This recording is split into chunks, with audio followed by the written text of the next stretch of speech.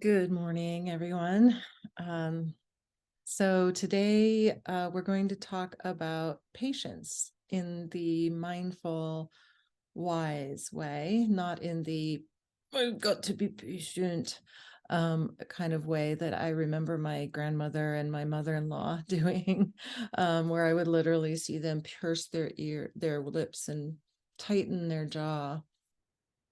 And I'm sure that I've felt that in my body too when I'm trying to be patient with somebody or something that I think should be happening faster than what's actually happening. Um, so again, when we talk about these 9 attitudes of mindfulness, something to keep in mind is that some of them really are words that we hear a lot, like patience. Be patient. Don't judge. Be mindful, even that's become sort of an admonishment sometimes, and they can feel like empty. They can feel empty, and they can feel tight.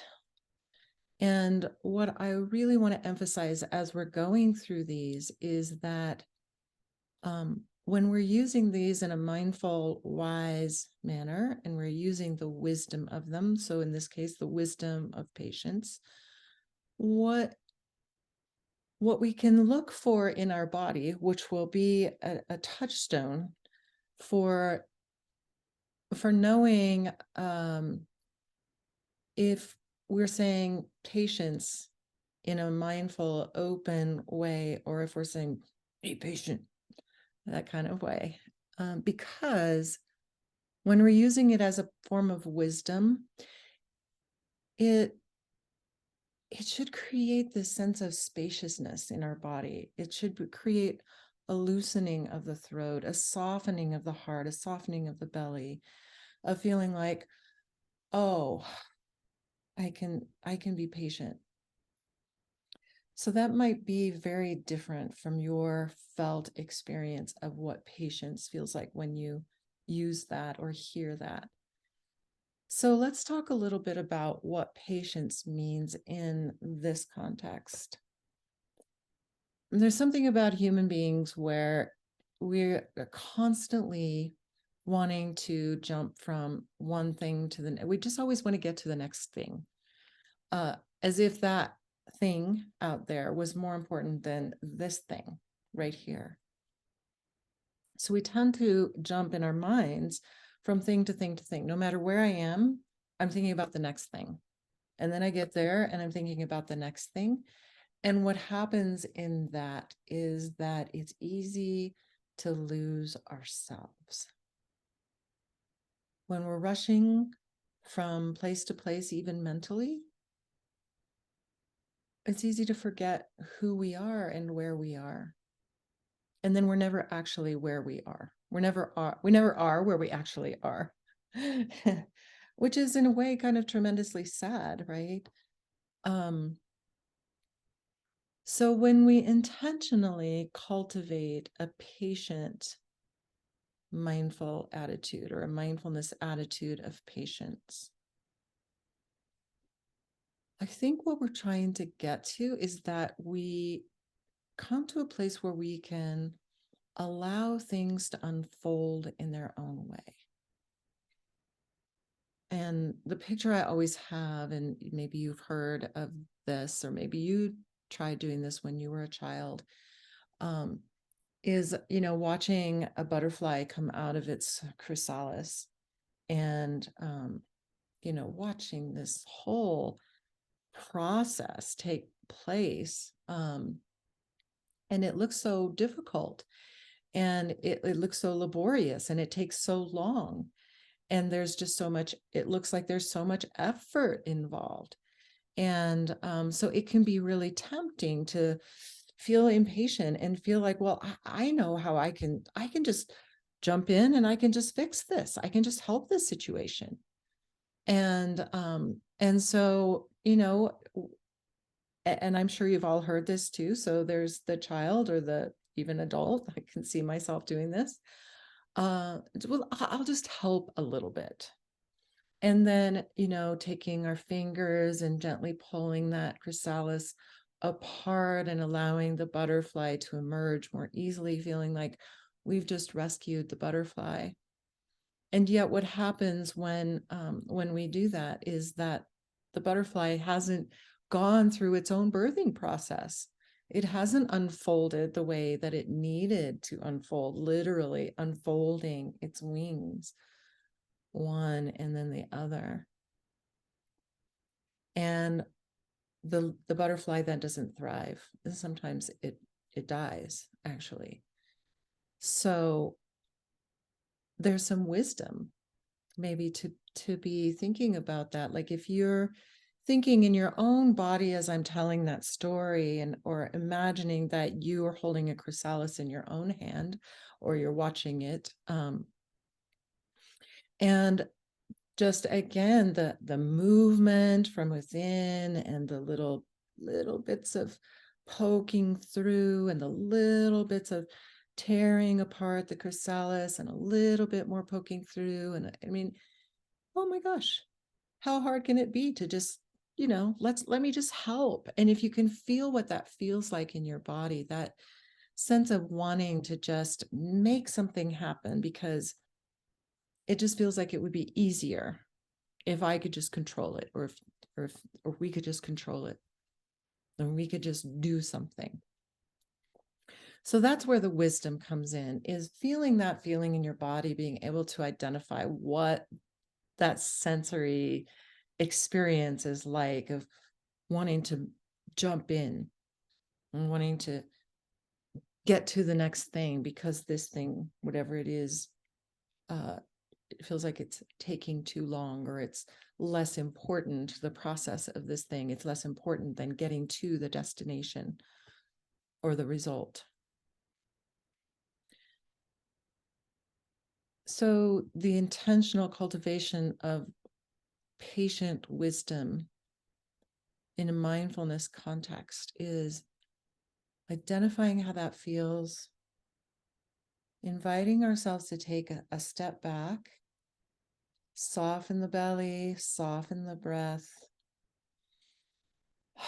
take a breath, and allow things to unfold in their own way, knowing sometimes there's no doing that I need to be doing. It's more knowing that there are certain things in life that can't be hurried. And there are certain things in life that need to unfold in their own way. And so what would happen if we just took our seat, like we do in meditation, and we'll get to that in a second, and took our seat and took a nice deep breath in and exhale, dropped our shoulders, and just allowed things to unfold.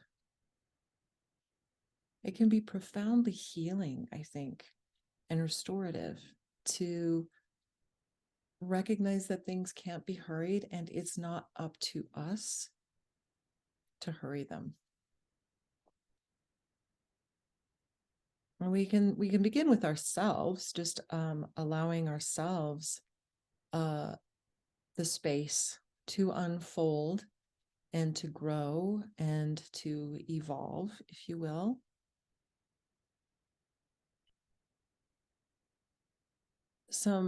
There can be some comfort in that, and it can also be a profound awareness of how we, no matter how old we are, how we grow and we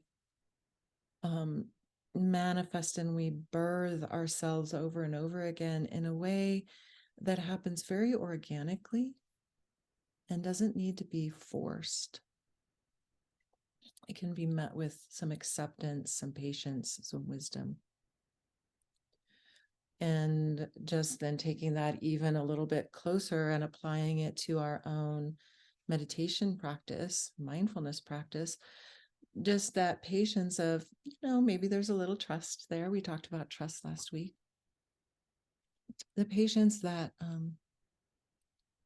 if I do the practice and I show up for myself in formal practice, sitting in meditation, informal practices, reading and developing that wisdom, I may not be more peaceful right away.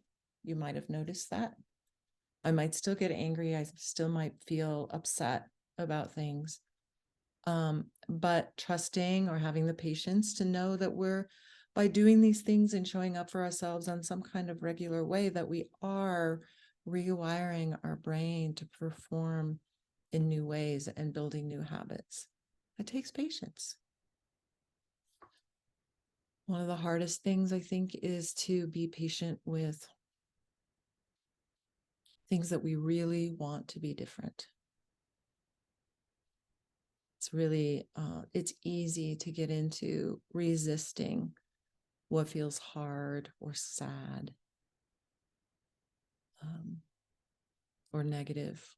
I'm going to put negative in air quotes there, because hard emotions aren't necessarily negative. They are just what they are. So patience encourages us to sit with what's actually happening in this moment, and not in our minds jumping to what we wish things could be or where we wish things we were in any particular process or other people in our lives. And so that we just sit back, accept, and understand that everything has its own timing. And we can open ourselves up to life and to the processes. And again, this comes with in terms of this being a piece of wisdom rather than some random rule of society that we have to follow, or some moral thing about being patient. Again, I can almost feel my neck tighten up when I say it that way. When we're talking about wisdom, patience, mindfulness, all in that same sentence, we can say the word patience and we can think to ourselves, patience, and then we can feel that openness in our body, and we can feel the softness in our breath or the expansion of our breath. And that's how you'll know that this patience right now is coming from wisdom. And so before we start our actual meditation practice, I'm going to go ahead and read this lovely poem that I found. It's by another really great mindfulness poem. I actually believe she's passed away now. But this is one of my very favorite mindfulness poems. So I'm going to go ahead and share it now as we begin our meditation. And then let that serve as sort of a jumping off place for your contemplation of patience. And then we'll sit in silence for about 10 or 12 minutes, and then we'll come back. All right. So before I begin the poem, go ahead and make sure that you're sitting in a place that feels supported, and where your feet can be grounded somewhere, or you can feel a sense of grounding through your bottom,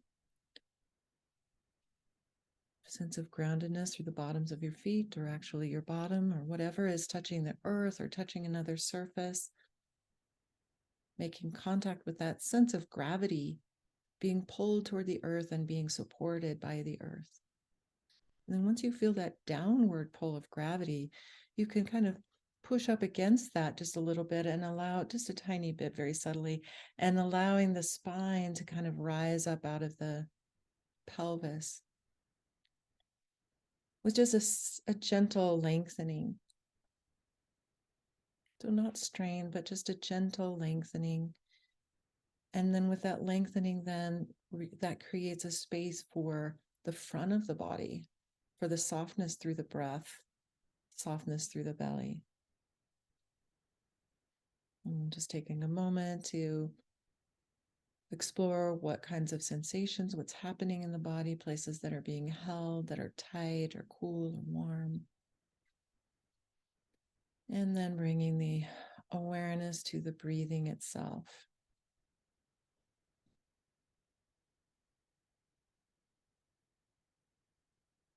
Breathing in with awareness and exhaling with awareness. And with a sense of patience that each cycle of breath will unfold one breath at a time. And then it's not necessary to try to get 5 breaths down the road. In fact, I don't even know how that would work. So breathing, just like patience, occurs one breath at a time. It unfolds naturally in its own rhythm and its own pace. There's no need to rush it. It's not going to get anywhere to rush our breath.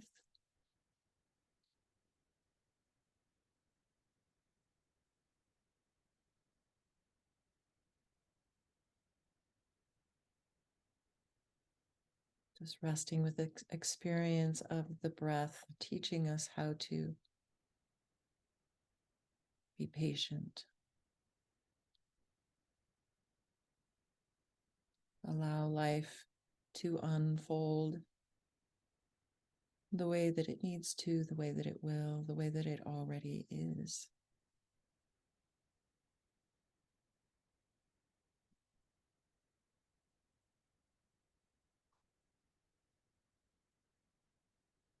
And here's your poem by Pat Schneider called The Patience of Ordinary Things.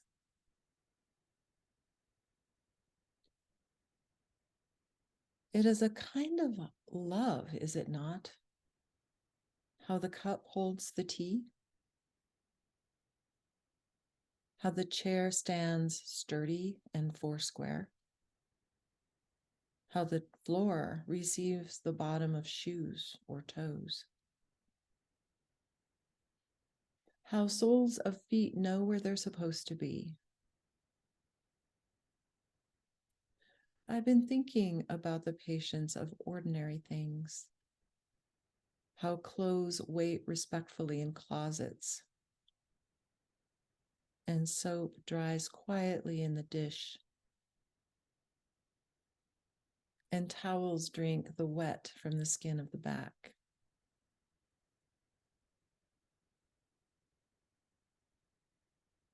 And the lovely repetition of stairs.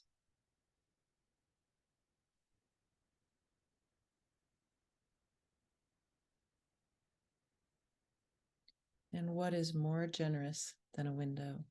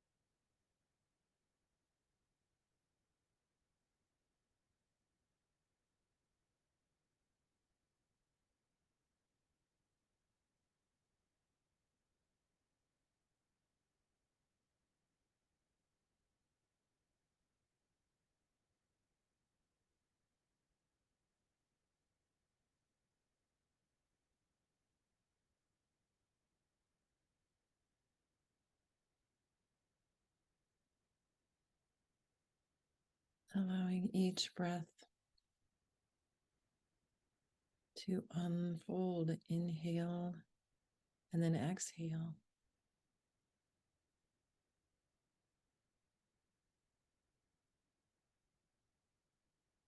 Each breath cycle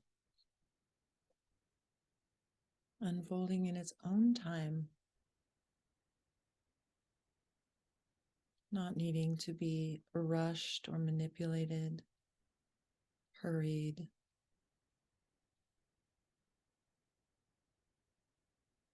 This is patience.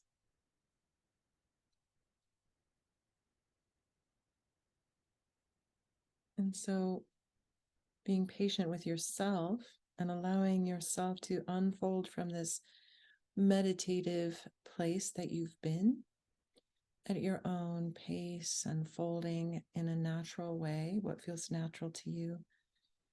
Maybe by wiggling fingers or toes or rolling shoulders. That may be slowly opening the eyes if they've been closed to taking a little bit more light in.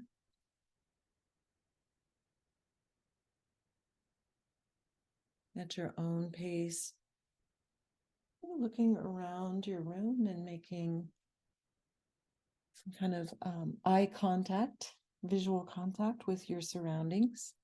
Be looking down at your body and your feet, and your arms, and your torso. Rubbing your face or your shoulders. Sometimes a stretch feels really good here.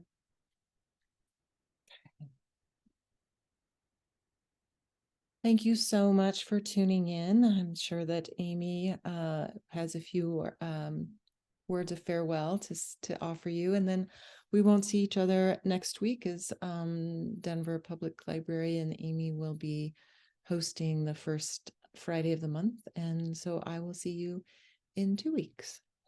Until then, everyone, be well, be patient in a wise and spacious way. And I look forward to meeting again. Take care, everyone.